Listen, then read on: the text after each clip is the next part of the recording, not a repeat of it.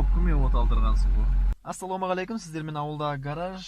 Алдында уәде еткендей старт-стоп кнопканы қалай орнату керектігі жайлы бүгін көрсетейін деп отырмыз. Мен электрик емеспін, бірақ алдында мына бір старт-стоп кнопканы осы көлікке орнатқан болатынмын. Бұл көлік бізде Mercedes. Дозатор дұрыс жұмыс істемей, қайта-қайта кнопканы басып кнопка істемей қалды. Бұл көлік бізге келген кезде мүлде замоксыз келген болатын. Біз сол себепті бұған кнопка қойдық. Егер сізде замок болатын болса, толықтай замокты алып тастау керек. Бізде мына жақта мынау шыққан істемей қалған старт-стоп кнопканыкі. Жалпы бөлшектері блок болады, бұның ішінде мынандай қосатын провод болады. Сосын кнопканың өзі. И мына жақта иммобилайзер бар, кілтімен бірге. Мына кілт мынаған тимегенше мына от алмайды машина, общем қосылмайды. Ескісі бізде осындай, тура мына бір Magica Rose фирманыкі, бірақ бізде қазір жаңадан алып келіп отқанымыз. Бұлай қоя тұрайын. Қорапта блок бар.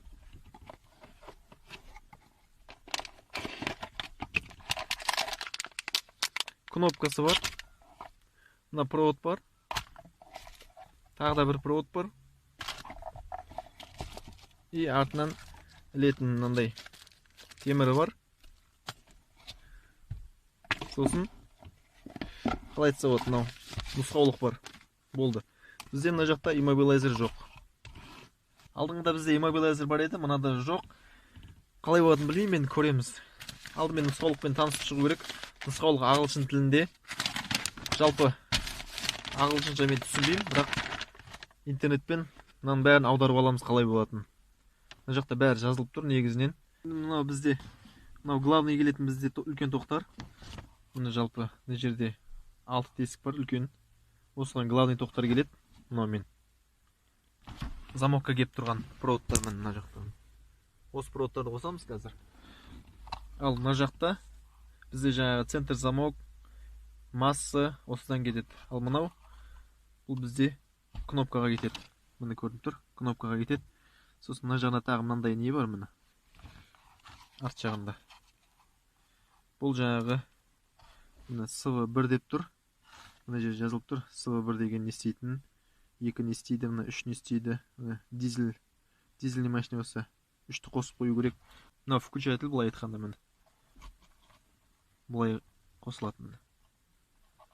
Бұл енді соңында қазір көреміз, қайсысы қалай екен. Енді мына жақта ақырындап қосып бастаймыз. Түсінгенімше, түсінбегенімізді интернеттен аударып аламыз. Мына жерде главный бізде келіп тұрған сары дейді, мына 6-шы. Мына проводты мынаған қосамыз қазір. Осының ішінде сары, мына қоңыр бар, оранжевый бар, ақ, 2 қызыл бар. 2 қызыл түсінікті, ол плюсқа баратыны. Постоянно 2 плюс. Мына жерде сары бізде стартерге баратын проводты осыған қосамыз. Мына жерде не деп тұр тағы да? Мен түсінбедім. Мына жерде постоянно плюс 12-ні қосамыз. Мына жерде де 12-ні қосамыз, 2 қызыл. Мына жерде аксессуар, мынау положение 10 дейді. Бұл жерде бізде жалпы кілтте 3 положение болады. Ол бірінші қосқан кезде печка, анау-мынаулар қосылады, ол аксессуар дейді. Міне мынау. Одан кейін екінші бұраған кезде бізде 10 қосылады. Ол толық бензинасоз, мына щиток, фара бәрі соған қосылады. Одан кейін үшінші бізде стартердікі бар. Соған қарап қазір ақырындап қосып бастаймыз. Негізі үлкен тоқ бізде. Мына блокқа келетін жері бас жағы мынандай. Былай істелген. Мына жаққа маманы ідіріп, мына кигізе салатын етіп істеген. Негізі бірақ бізде қазір оған мама жоқ. Мынаның бәрінің басын кесіп тастап, прямой жалғаймыз оны. Мына жақта енді қайсысы плюс, қайсысы стартер екен білу үшін, плюсті білу үшін кез келген лампочкаға 2 проводты жалғап, бір жағын минусқа, бір жағын мына жаққа тигізсе, лампочка жану керек. Біз оны былай тексереміз қазір мультиметрмен. Постоянно 12-ке қойып қойдық. Мына жерде енді екінші жағын массаға тигіздік. Мына қызылға тигіземіз міне. Яқта міне 11.99. Мынау плюс постоянно. Мына жерде екінші қызыл міне. Мынау плюс. Мінекей, осы екеуі главный плюс бізде. Ал енді стартерді білу үшін плюсқа әрқайсысын тигізіп көреміз. Бізде бұл мынау фиолетовый ақ полосасымен осыны скоростан шығарып тигізіп көреміз. Мына осы стартер бізде. Осыны қазір мына жақтағы жаңа сарыға қосамыз. Мына жақта енді бізде мықты болсын деп былай екі жағын былай түйдік. Міне енді мынаны бір-біріне тағы да түйеміз. Сосын әрқайсысына осылай изолентамен орап кете береміз. Мына жерде енді мына бір қызылмен плюс, постоянно плюс, мына жақта бір қызыл, осы екеуі плюс, мына жақтағы екеуін елдіреміз. Мына жақта енді бізде төртеуін қостықта, қазір екеуі ғана қалды, оранжевый мен ақ. Бұл бізде оранжевый аксессуар, ал ақ болса бізде положение 10. Қазір біз аккумуляторды қосып тексеріп көреміз қайсысы екенін. Так, аккумуляторды қосып қойдық. Қазір енді мына екі провод бізде қалған, осыны мына қызыл плюсқа тигізіп көреміз. Ыңғайсыз болып тұр. Так, бензин насос бізде қосылмады, демек бұл бізде аксессуар. Бұған бізге кіреді печканың. Бізде бұл аксессуар.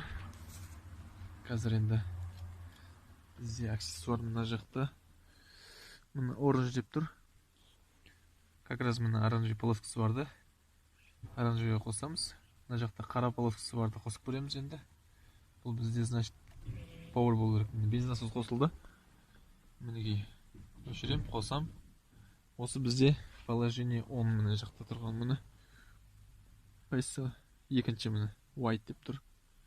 Осыны аққа қосамыз. Сосын мына жақта бізде мынандай майда проводтар бар. Бұның бәрін біз мына аққа қосамыз, положение 10-ға. Өйткені барлық нәрсе қосылып тұрған кезде бұлар қосылу керек шығар деп ойлаймын. Білмеймін қалай болатынын, көреміз қазір. Мына жақтың бәрін қосып қойдық. Енді бізде қалды, мына жерде мына майда проводтар қалды. Бұл жерде бізде массасы бар, мына не екенін білмеймін. Мына жақта тормозға қосылады бір провод. Мына жақта не екенін білмеймін. Тормоз айтпақшы, бізде тормоз не роль атқарады? Бұл жерде қашан тормоз баспағанша стартер бізде қуаламайды. Екі положение істеп тұра береді, аксессуар мен жаңағы положение 10 екеуі істей береді. Ал стартерді қуалай алмайсыз. Қашан тормоз басқан кезде стартер қуалайды. Сондай программа орналасқан. Бізде бірақ бұл жерде мынандай кнопка орнатып қойдық тормоз үшін. Мынаны басып стартер қуалайтын. Ал педальдің артына бізде постоянно плюс 12 келіп тұрған жоқ. Ол қашан кілтті ашқан кезде ғана осы жерге келеді екен. Білмеймін, Мерседестің бәрінде осындай ма, әлде бізде ғана осындай ма. Сол себепті мына жаққа қойдық. Бір, екіншіден стартер мүмкін істемей қалған кезде итеріп оталдыру үшін де бір жағынан мынау жақсы. Тормозды басып итеріп оталдыра алмайсыз. Сол себепті біз мындай кнопка қойдық. Бұның бір жағын плюсқа жібереміз, постоянно плюсқа, мынаған екінші жағын жаңағы мына жақта келіп тұрған бізде қандай провод, мына оранж деп тұр, осы оранжевыйға қосамыз қазір. Енді бізде мына жақта екі ақ бар. Біреуі қара сызығымен, бұл центральный замоктың моторчигіне барады. Мына жақта енді центральный замоктан екі шығатынға бүйтіп жалғап қойдым. Міне біреуі көк, біреуі жасыл. Жасыл бізде жабатын, көк ашатын. Қазір контролькінің артын минусқа тигізіп қойдым. Ұшын міне мынаған тигізім жабатынға. Қазір міне пультті басамыз. Пультті басқан кезде бізде плюс келу керек. Міне бір-ақ рет қызыл жанады, болды. Ашқан кезде міне жоқ бізде. Жапқан кезде ғана осы бізде жанады. Енді екіншісі қазір көрсетейін, екіншісі қалай тұр екен. Мына көкке тигіземіз енді. Ой, тұрмады болды.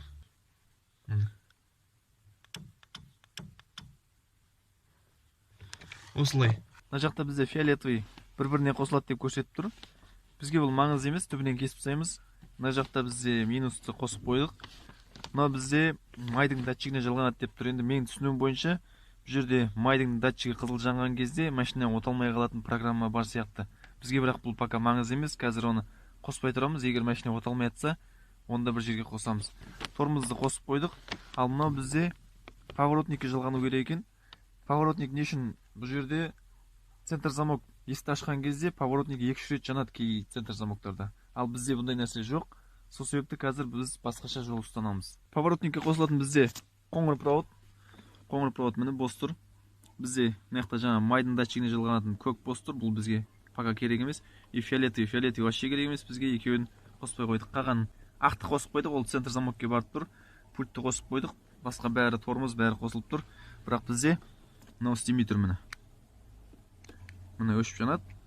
Бұл деген сөз бізде әлі центр замок қосылып пультпен ашық тұрса да, бізде әлі жабық тұр деген команда беріп тұр. Неге? Өйткені бізде мына поворотник бір рет жанып өшу керек. Сол кезде барып мынау ашылады. Қазір былай болады міне.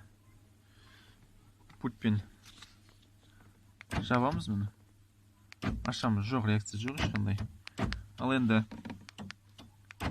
қазір бүйтіп пультпен ашып, мына аштық. Сол кезде поворотник жанды деген команда берсек, мына жаққа плюс берсек міне.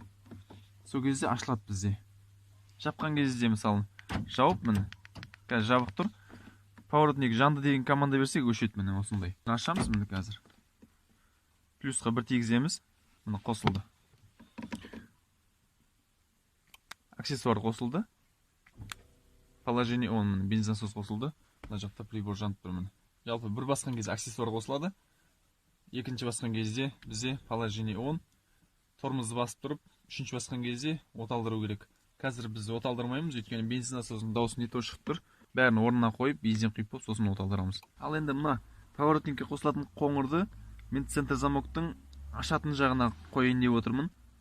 Бізде басқа вариант болмай тұр қазір. Қоңырды біз центр замоктың ашатын жағына қойдық. Енді бізде бұл бір жақта ғана жұмыс істейді. Неге? Өйткені ашатында ғана жұмыс істейді. Жабатында бізде бұл қосылмайды міне. Ештеңе жоқ болады. Ашатында бізде екі рет басқан кезде міне қосылады. Жабатында бірақ өшіп қалмайды. Енді оны біз мысалы машинаға түскесін ашатынды бір рет басып жіберіп, сосын жабатынды басамыз. Осылай. Сол кезде бізде өшеді. Бұл қоңыр проводты постоянно плюсқа қосуға болмайды. Бұл бір рет қана бүйтіп жанып өшетін нәрсе болу керек. Ал егер центр замок болмайтын жағдайда мен қазір схемасын сызам, қалай болатынын көрсетем. Центр замок болмаған жағдайда бізде схема былай болады.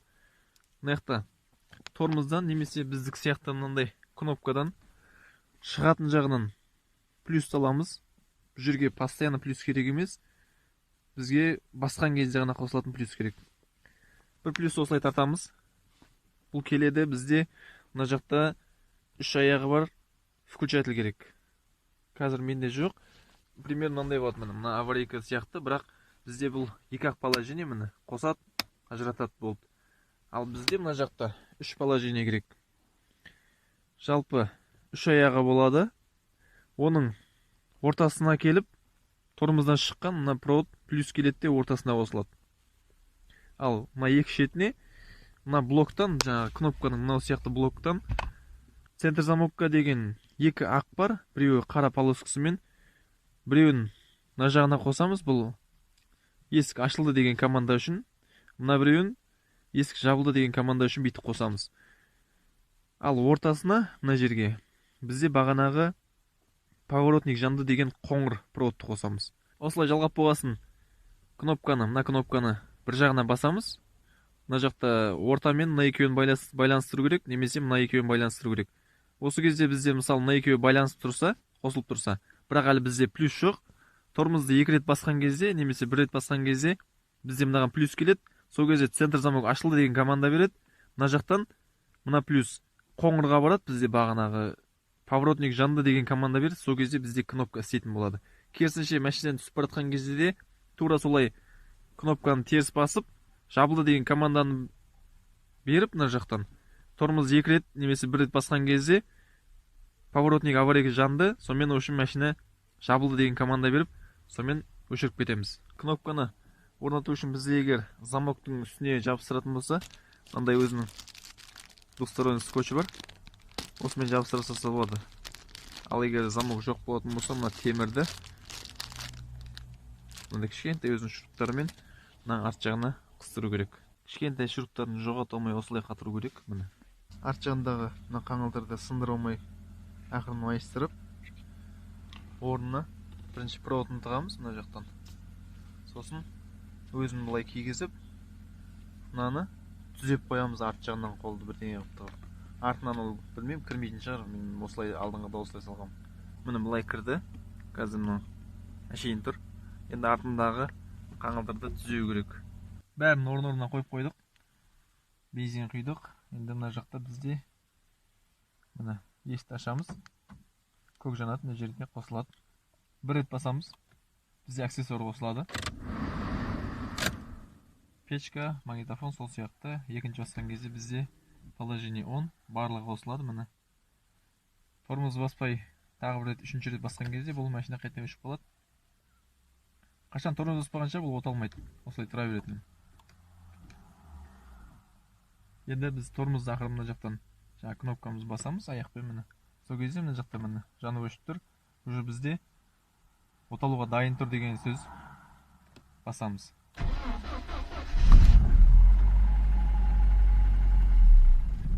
И осылай бізде өшіп қалады. Сосын мына жерде көк жанып тұр.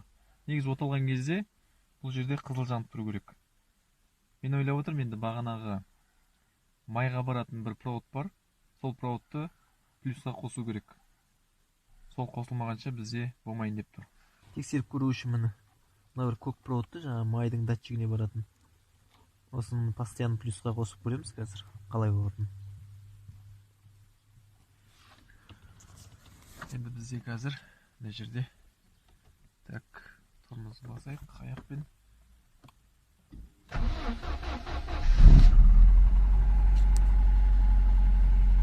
Бізде уже міне қызыл жанды. Оталып тұр деген сөз. Бұл бассаңда ештеңе істемейді, өшпейді, тұра береді. Қашан тормоз баспағанша өшпейді. Осылай қызыл жанып осылай істеу керек. Енді біз жаңағы көк проводты біз майдың датчигіне немесе аккумулятордың жанып тұратын мына жердегі мына бір генератордан келетін проводқа қосу керек. Ал өшірген кезде бізде тормоз басып тұрамыз. Кнопканы басамыз, болды. Өшеді осылай. Мына көк проводты постоянно плюске қосып қойдым. Ештеңе етпей деген осылай тұра берсін. Жалпы осымен бәрін жинап болдық. Жалпы былай. Бұл кнопка бір рет басқан кезде аксессуар қосылады, тағы да айта кетейін. Екінші қосқан кезде бізде положение 10 қосылады. Тормозды басып тұрып, үшінші рет басқан кезде бізде оталу керек. Егер бәрі дұрыс тұрса, мынау қызыл жанады біздің. Осы тұрған жерде қалай бассаңыз да бұл өшпейді. Тормозды басқан кезде ғана өшеді. Тормозды басайық қазір. Міне осылай өшеді. Сосын бізде жаңағы есікті былай құлыптаған кезде міне осылай жабылады. Сосын қайта құлыптап кетеміз. Барынша толықтай түсіндіруге тырыстым. Осымен бүгінгі видеоны аяқтаймыз. Видео ұнаса лайк басып, достарыңызбен бөлісіп кетуді ұмытпаңыздар. Келесі кездескенше сау болыңыздар.